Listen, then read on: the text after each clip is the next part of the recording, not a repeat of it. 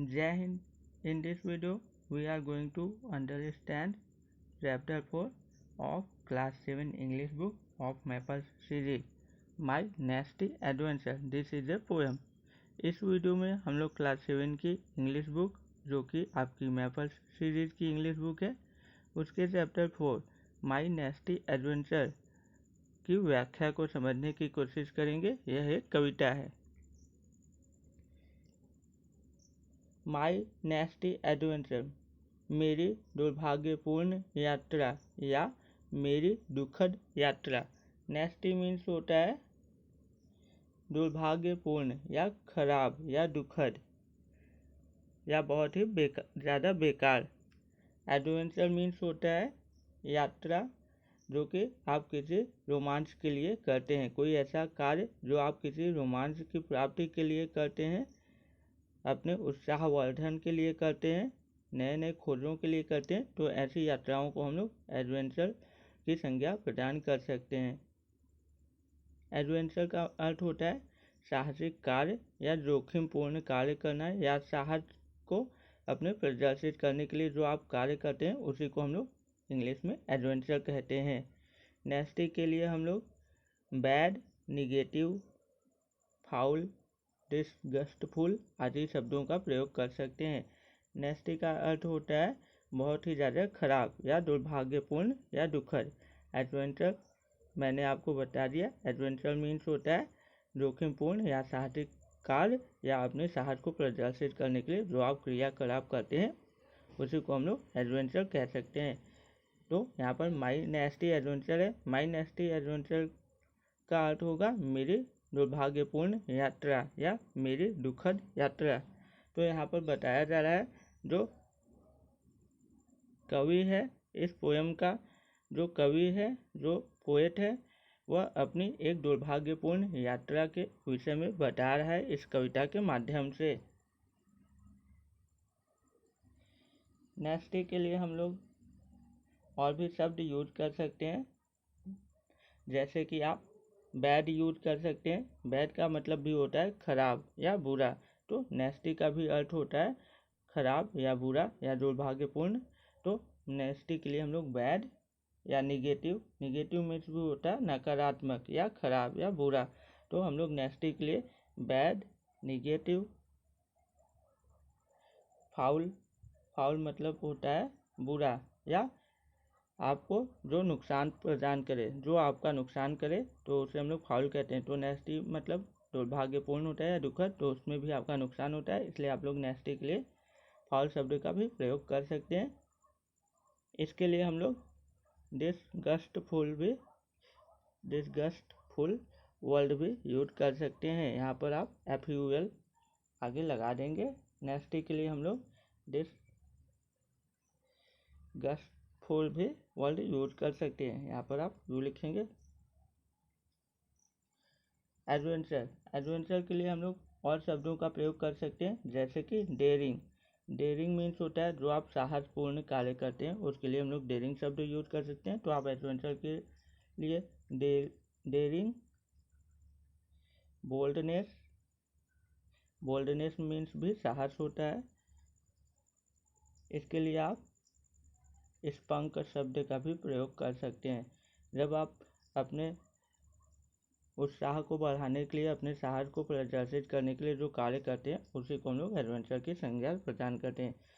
तो यहाँ पर जो कवि है, जो पोएट है, वह अपने उत्साह को प्रदर्शित करने के लिए कुछ एडवेंचरस कार्य कर रहा था, मतलब अपने उत्साह को प्रदर्शित करने के लिए कुछ कार्य क्रियाकलाप करने की कोशिश कर रहा था, लेकिन उसके साथ दुर्घटना घट जाती है और उसकी वह साहसिक यात्रा दुर्भाग्यपूर्ण यात्रा में बदल जाती है। तो इसी को कवि ने कविता के माध्यम से समझाया है कि मेरी दुर्भाग्यपूर्ण, मेरी दुखद यात्रा, माई नेस्टी एडवेंचर।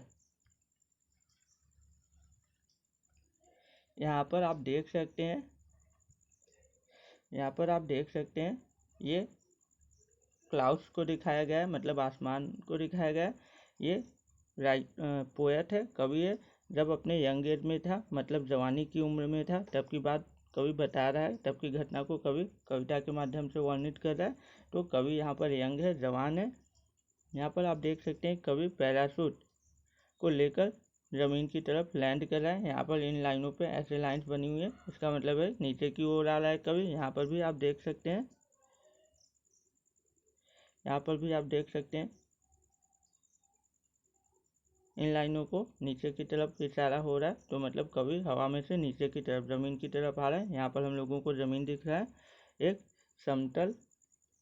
एक समतल मैदान दिख रहा है, तो कवि को एक समतल मैदान मिल जाता है उतरने के लिए। कवि वहाँ उतरता है आसमान में से अपने पैराशूट के माध्यम से, और कवि ने पूरे अच्छे तरीके से कपड़े पहन रखे हैं कि उसको किसी भी प्रकार के दुर्घटना का सामना ना करना पड़े, उसको किसी भी प्रकार के चोट घाव आदि का सामना ना करना पड़े जब वह ज़मीन पर उतर रहा हो। तो क्योंकि जब पैराशूट को लेकर कोई विमान का यात्री ज़मीन की तरफ आता है तो उसे बहुत ही आसानी से उतरना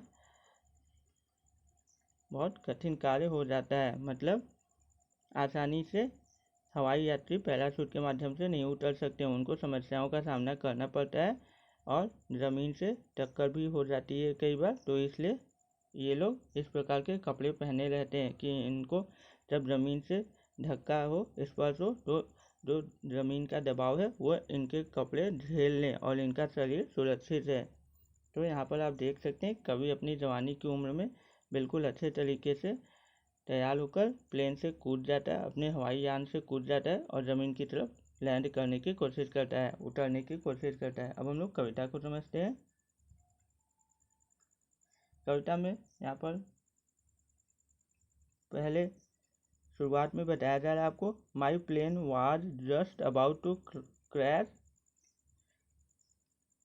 बताया जा रहा है कि जो कवि है वह अपने जवानी की उम्र में बहुत ज़्यादा समझदार नहीं होता है, बहुत ज़्यादा बुद्धिमान नहीं होता है, तो उसको कुछ रोमांचक करने का मन करता है। यहाँ पर आप कल्पना कर सकते हैं कि कवि ने आसमान में पंछियों को उड़ते हुए देखा होगा, तो कवि के मन में यह भावना आई होगी कि जिस प्रकार पंछी आसमान में स्वतंत्र रूप से गति करते हैं वैसे ही वह भी गति क्यों नहीं कर सकता है। तो कवि ने एक प्लेन को लिया और प्लेन में बैठकर वह भी आसमान में उड़ने लगा, लेकिन कवि ने प्लेन को उड़ाने के लिए जो ज़रूरी शिक्षा होती है, प्रशिक्षण होता है, वह नहीं लिया, क्योंकि कवि बहुत जवान था, यंग था, तो वह बस बहुत ही ज़्यादा जोश में आकर पंछियों की तरह आसमान में उड़ना चाहता था, आकाश में उड़ना चाहता था। इसलिए उसने ज़रूरी जो प्रशिक्षण होता है प्लेन को आकाश में उड़ाने के लिए वह उसने कहीं से भी प्राप्त नहीं किया, और उसने अपने जोश में आकर बस प्लेन लिया और उसे आकाश में उड़ाने की कोशिश करने लगा। और उसका प्लेन जब आकाश में गया तो उसको कोई भी जानकारी नहीं थी कि प्लेन को कैसे सही तरीके से आकाश में संतुलित करके उड़ाया जाता है। तो उसका प्लेन जैसे ही आकाश में गया उसका प्लेन अनियंत्रित हो जाता है, मतलब संतुलन खो देता है और उसका plane just about to crash. इसका मतलब है कि उसका प्लेन, उसका वायुयान बस टकराने ही वाला था। सामने कोई वस्तु रही होगी, कोई चीज़ रहा होगा जिससे कि उसका प्लेन, उसका वायुयान टकराने ही वाला था। क्रैश मीन्स होता है दुर्घटनाग्रस्त होने वाला। यहाँ पर जस्ट अबाउट टू है तो आप लोग लिख सकते हैं दुर्घटनाग्रस्त होने वाला, या क्रैश के लिए शाब्दिक अर्थ होता है टकराना या दुर्घटनाग्रस्त। तो कवि का जो वायुयान था वह दुर्घटनाग्रस्त होने ही वाला था। तो आगे बताया जा रहा है, so I grabbed my bag and took out my big blue parachute to glide me down and land. कवि बता रहा है कि उसका वायुयान किसी वस्तु, किसी चीज़ से टकराने वाला था, क्योंकि कवि को प्लेन, वायुयान हवा में आकाश में उड़ाने की तनिक भी प्रशिक्षण नहीं था, तनिक भी ज्ञान नहीं था। वो अपने जोश में आकर अपने होश को खो देता है और पंछियों की भांति आकाश में उड़ने की कोशिश में प्लेन को लेकर आकाश में उड़ जाता है, और कुछ ही समय बाद उसका प्लेन, उसका वायुयान अनियंत्रित हो जाता है और वह टकराने वाले टकराने की स्थिति में आ जाता है अपना संतुलन खोने के बाद। तो आगे कवि बता रहा है कि जब कवि को लगता है कि उसका प्लेन अनियंत्रित हो गया है और वह उसे नियंत्रित नहीं कर पा रहा है, तो वह प्लेन को छोड़ देता है, प्लेन में से कूद जाता है। तो प्लेन के बारे में आगे नहीं बताया गया, तो आप समझ सकते हैं कि प्लेन उसका क्रैश होने वाला था। तो जैसे कभी अपने प्लेन में से अपने पैराशूट को लेकर नीचे कूद गया होगा, तो उसका प्लेन बाद में टकरा गया होगा, मतलब उसका प्लेन क्रैश हो गया होगा। तो क्रैश होने से पहले जब कभी कूदता है तो बताया जा रहा है कि कभी प्लेन में से कूद जाता है, अपने वायुयान में से कूद जाता है, और इसलिए मतलब जब अनियंत्रित हो जाता है उसका प्लेन, तो कभी क्या करता है, अपने वायुयान में से अपने बड़े से बैग को लेता है, माई बैग, अपने थैले को लेता है। बैग मीन्स होता है बस्ता या थैला। तो प्लेन में से कूदने के बाद कभी अपने थैले को लेकर कूदता है, मतलब प्लेन में से अपने बैग बस्ता को उठाता है। ग्रैब्ड मीन्स जल्दी से या तेज़ी से, क्योंकि प्लेन अनियंत्रित हो चुका होता है।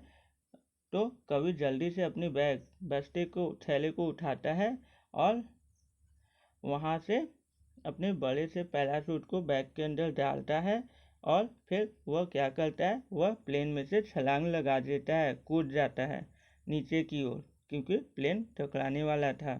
यहाँ पर ग्रैब्ड की मीनिंग होती है तुरंत किसी चीज़ को उठा लेना या तेज़ी से किसी चीज़ को लेना। यहाँ पर प्लेन शब्द आया हुआ, प्लेन मीन्स होता है विमान या हवाई जहाज या वायुयान। प्लेन के लिए हम लोग एयरक्राफ्ट या वेसल या एरोप्लेन या एयरप्लेन शब्द का भी प्रयोग कर सकते हैं। ग्रैब्ड मीन्स होता है पकड़ लिया या जल्दी से तेज़ी से किसी चीज़ को लेना या झपट्टा मारकर लेना। यहाँ पर पैराशूट शब्द आया हुआ है। पैराशूट का मतलब होता है हवाई छतरी या हवाई जहाज से कूदने की छतरी। जब हवाई जहाज से हम लोग यात्री लोग नीचे की ओर आते हैं, तो वह अपने कंधों पर एक थैले को लेकर कूदते हैं, जिसके अंदर उनका पैराशूट हवाई छतरी होती है, जो कि कुछ क्षणों के बाद वायु के दबाव से खुल जाती है और उनकी गति को मंद कर देती है यात्रियों की, और वे लोग आराम आराम से आकाश से धरती की ओर आते हैं और सुरक्षित रूप से कोशिश करते हैं कि कहीं पर सुरक्षित रूप से वह ज़मीन पर उतर सकें। तो यहाँ पर बताया जा रहा है कि जब कवि का प्लेन अनियंत्रित हो जाता है, तो कवि अपने प्लेन में से अपने थैले को लेकर कूद जाता है और उसमें उसका बड़ा सा नीला पैराशूट, नीली हवाई छतरी होती है।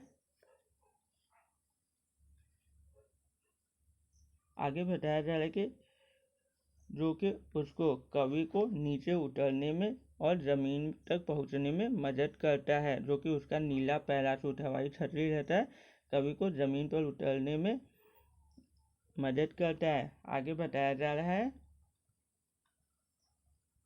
At last I found a spot to land. यहाँ पर आगे बताया जा रहा है कि अंत में खोजते खोजते या ढूंढते ढूंढते मुझे, मतलब कवि को एक जगह एक स्थान मिल जाती है अच्छे से, जहाँ पर कवि को लगता है कि वह उतर सकता है, जहाँ पर उसको बहुत कम खतरे, बहुत कम दुर्घटनाओं के साथ, बहुत कम दबाव के साथ कवि को लगता है कि वह उस जगह पे उतर सकता है। कवि को एक ऐसा स्थान, ऐसी जगह आसमान से दिखाई देती है और कवि उसी की ओर अपने पैराशूट को वायु के दबाव से करने की कोशिश करता है, मोड़ने की कोशिश करता है। जैसा कि यहाँ पर कविता का नाम है माई नेस्टी एडवेंचर, मतलब कवि के साथ दुर्भाग्यपूर्ण घटना घट जाती है, तो उसी के विषय में बताया जा रहा है। तो यहाँ पर आप स्टार्टिंग से ही देख सकते हैं कवि के साथ दुर्घटनाएं स्टार्ट हो गई हैं, मतलब कवि का प्लेन क्रैश होने लगता है, हो चुका होता है, होने के पहले ही वह कूद जाता है, तो यह दुर्घटनाएं शुरू हो गई हैं उसके साथ, कवि के साथ। आगे बताया जा रहा है, but there was a big breeze and so I had to painfully land on these sharp pine trees. I was then filled with bruises as a pine fell on my ear. I sat down on the ground to rest. आगे बताया जा रहा है कि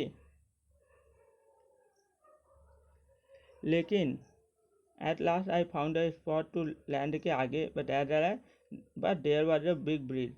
आगे बताया जा रहा है कि लेकिन वहाँ पर वायु के मंद मंद झोंके चल रहे थे जो कि बहुत बड़े स्थान में थे, जिससे कि कवि का पैराशूट यानी कि हवाई ठिठुरी की दिशा बदल जाती है और इस वजह से कवि जिस जगह पर उतरने के लिए निश्चित करता है, सोचता है कि यह सही जगह है उतरूं, उस जगह से कवि को वायु दूसरी जगह धक्का दे देती है, दूसरी जगह धकेल देती है और कवि को नुकीले देवदार के वृक्षों पर ही उतरना पड़ता है। पाइन ट्री मतलब देवदार के वृक्ष होते हैं जो कि बहुत नुकीले होते हैं, जो कि कोन के शेप में होते हैं, शंकु के आकार में होते हैं। तो वायु के प्रभाव से, वायु के दबाव से कवि का पैराशूट, कवि की हवाई छतरी की दिशा बदल जाती है और उसको देवदार के नुकीले वृक्षों पर ही उतरना पड़ता है, जिससे कि कवि को बहुत ही ज़्यादा कष्ट का सामना करना पड़ता है। मतलब कवि को टक्कर हो जाती है देवदार के नुकीले वृक्षों से, तो कवि को शरीर में जगह जगह पर घाव बन जाते हैं। हैड टू पेनफुल्ली का मतलब होता है दर्द के साथ कवि को उन नुकीले देवदार के वृक्षों पेड़ों पर उतरना पड़ता ही है और कोई उसके पास रास्ता नहीं रहता, क्योंकि वायु की गति और वायु की दिशा ही उसके पैराशूट हवाई की गति और दिशा को निर्धारित करती है। आगे बताया जा रहा है I was then filled with bruises as a pine fell on my ear. आगे बताया जा रहा है कि और आगे वो पायलट बता रहा है, मतलब कवि बता रहा है कि जब उसे दर्द के साथ देवदार के वृक्षों पर उतरना पड़ा, लैंड करना पड़ा, तो उसके शरीर पर बहुत से घाव हो जाते हैं। ऐसा लगता है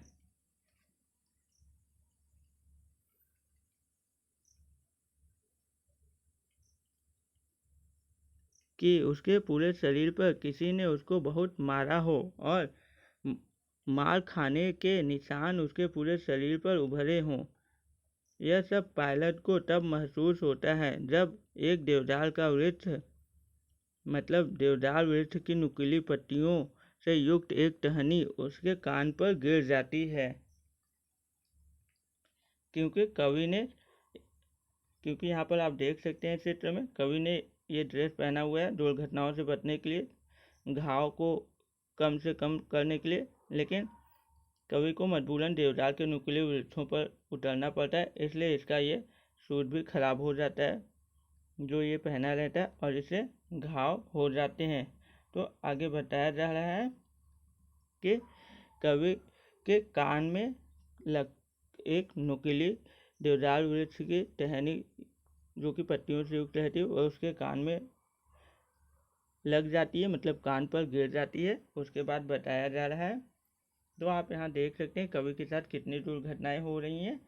आई sat down on the ground to rest, a thorn then poked me. I slept on the ground frantically. Mosquitoes bit on the nose.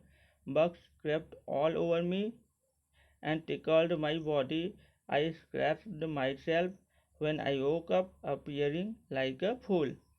बताया जा रहा है कि उसके बाद पायलट मतलब कवि कहता है कि देवदार के वृक्षों से घायल होने के बाद जब वह भूमि पर ज़मीन पर पहुंचता है तो वह भूमि पर थोड़ा सा आराम करने की मुद्रा में बैठ जाता है, मतलब भूमि पर आराम करने के लिए बैठता है। जैसे ही वह ज़मीन पर बैठता है तो एक नुकीला कांटा उसको चुभ जाता है और वह और अधिक दर्द पीड़ा में स्वयं को पाता है।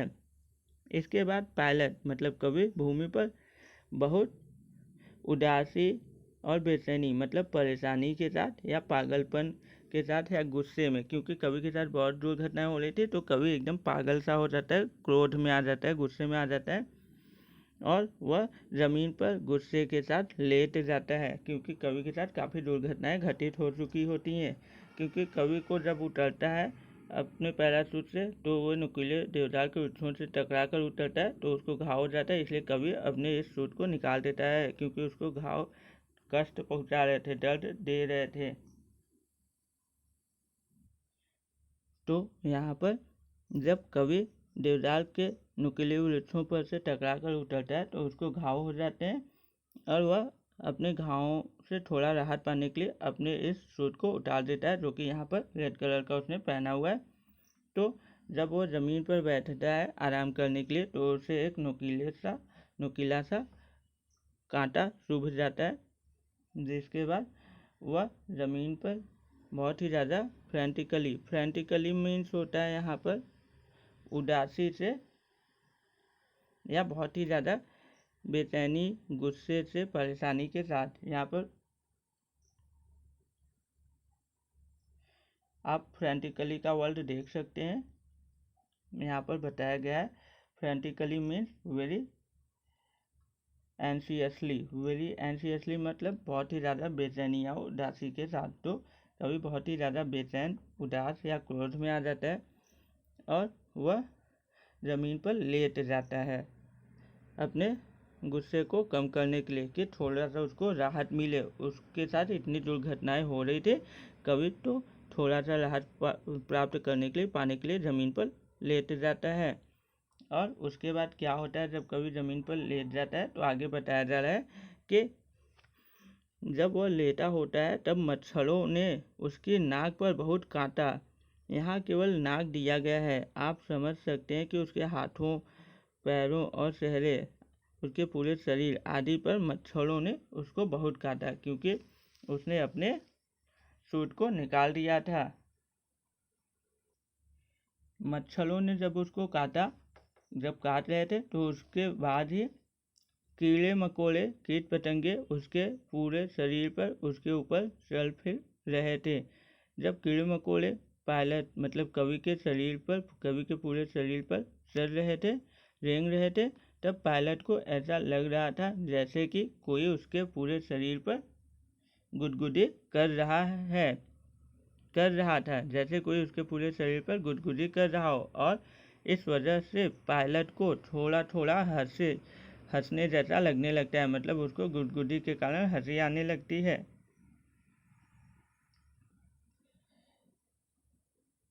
उसके बाद बताया जा रहा है कवि अपनी उस दुर्भाग्यपूर्ण जवानी के समय की घटना का वर्णन कर रहा है। आगे कवि बताता है कि इसके बाद जब पायलट मतलब कवि थोड़ी देर आराम करने के बाद उठता है तो वह एक पागल की तरह, एक मूर्ख की तरह अपने पूरे शरीर को अपने नाखूनों से खरबोटने लगता है, उसको नोचने लगता है और घावों को बढ़ा देता है। मतलब जब पहले से उसके शरीर पर घाव थे और वह बहुत उदासी बेचैनी के साथ गुस्से में रहता है, लेट जाता है, उसके बाद कीड़े मकोड़े उसके ऊपर चलते हैं, मच्छर उसको काटते हैं, उसकी नाक को काटते हैं, उसके शरीर पर काटते हैं।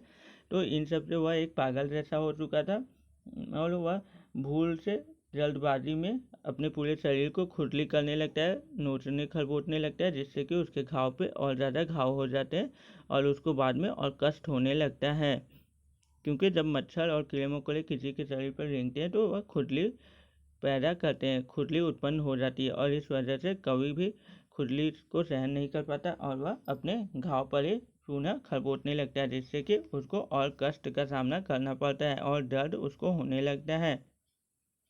यहाँ पर बताया जा रहा है, आप समझ सकते हैं कि क्योंकि पायलट के शरीर पर पहले से ही घाव थे, जब वो देवदार के वृक्षों से टकराकर उतरता है तो उसके बाद उसको कांटा सूख जाता है और उसके बाद मच्छरों और कीड़े मकोड़ों ने पायलट के शरीर पर और अधिक घाव कर दिए थे। इन घावों की वजह से ही पायलट को खुजली होने लगी थी, इसलिए पायलट एक पागल मूर्ख की तरह अपने पूरे शरीर को खुरचने खरबोटने लगता है, जिससे उसके घाव और बढ़ जाते हैं और दर्द उससे और ज़्यादा अधिक होता है। आगे बताया जा रहा है, कवि बताता है कि and after the whole thing I thought I would rather to go to school. आगे कवि बताता है कि और इन सभी घटनाओं के होने के बाद कवि को लगता है कि मतलब पायलट सोचता है कि वह एक विद्यालय स्कूल ही जाना चाहेगा, ऐसे स्कूल जाना चाहेगा, ऐसे जगह पर जाना चाहेगा, ऐसी संस्था इंस्टीट्यूशन में जाना चाहेगा जहाँ पे कि उसको वायुयान प्लेन उड़ाने की प्रशिक्षण प्राप्त हो सके, जहाँ पर उसको सिखाया जा सके कि प्लेन को कैसे नियंत्रित करते हैं, कैसे उड़ाते हैं। मतलब वह एक ऐसे स्कूल में जाने की इच्छा करता है जहाँ पर हवाई यान जहाज को उड़ाए जाने और सकुशल धरती पर भूमि पर आने की शिक्षा ट्रेनिंग दी जाती है, सिखाया जाता हो, कैसे भी मौसम में, किसी भी मुश्किल स्थिति में कैसे कुशल पायलट कार्य करते हैं, यह सब कुछ अब वह स्कूल ही जाकर सीखने का इच्छुक है, क्योंकि उड़ाने से पूर्व उसने किसी योग्य व्यक्ति से सलाह परामर्श नहीं लिया और उसको अपनी उड़ान में इतनी सारी समस्याओं मुश्किलों का सामना करना पड़ा, जिसको देखते हुए उसने सबक लिया, सीख लिया कि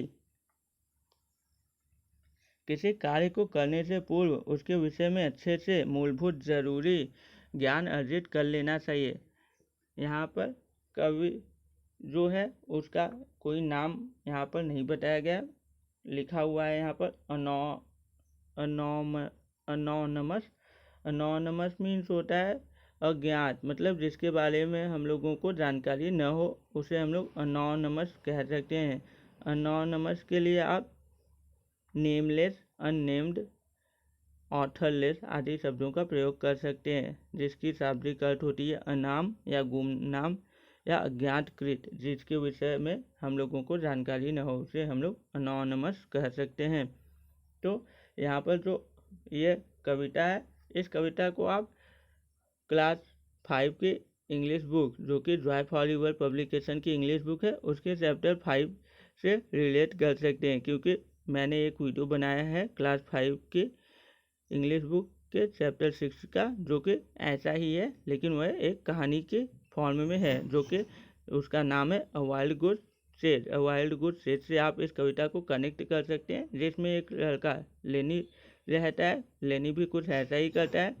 अगर आप अ वाइल्ड गुड सेज की वीडियो देखना चाहते हैं तो आप a wild good sage by let's educate all everything लिखकर या वॉइस टाइपिंग करके देख सकते हैं, और दोनों चैप्टर्स को आपस में कनेक्ट कर सकते हैं, और आपको यह कविता और वह चैप्टर बेहतर तरीके से और समझ में आ जाएगी। यहाँ पर लास्ट में लिखा हुआ है कम्युनिकेटिव इंग्लिश। कम्युनिकेटिव मीन्स होता है मिलनसार या संवादशील या प्रेषणशील, मतलब कि यह पुस्तक, यह किताब ऐसी पुस्तक है जो कि आपसे बातें करेगी और आपको अपने बारे में और अधिक जानकारी देगी। तो किताबें हम लोगों को ज्ञान प्राप्त करवाने का सबसे बेहतर साधन होती हैं। अगर आप किताबों के साथ दोस्ती करते हैं तो आपको बहुत ही ज़्यादा ज्ञान की प्राप्ति होती है, जो कि आपके जीवन में बहुत ही ज़्यादा कारगर और उपयोगी सिद्ध होती है। If you like this video, don't forget to like, share, subscribe my channel and support me. If you have any problem, ask your problem in the comment section, and if you want answers of this chapter, join the telegram group of your class. Thank you very much. यहाँ पर हम लोगों को इस कविता मेरी दुखद यात्रा से सीख मिलती है कि किसी भी कार्य को करने से पूर्व उसके विषय में मूलभूत या पूर्ण रूप से जानकारी, ज्ञान हासिल कर ही लेना चाहिए। धन्यवाद।